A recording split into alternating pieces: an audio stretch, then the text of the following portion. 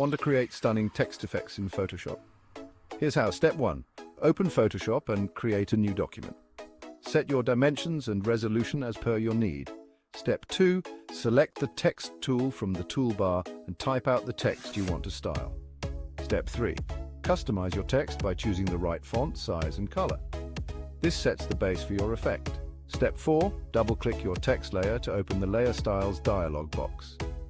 Experiment with effects like drop shadow, stroke, and gradient overlay to make your text pop. Step 5. For a more unique look, add a texture overlay. Place your texture image above the text layer and create a clipping mask. Step 6. Fine-tune your effect by adjusting opacity and blend modes. Play around until you get the desired result. Step 7. Don't forget to save your work. Save it as a PSD for future edits and export it as a PNG or JPEG for sharing. And there you have it, an eye-catching text effect created in Photoshop. Follow Jupiter Academy for more Photoshop tips.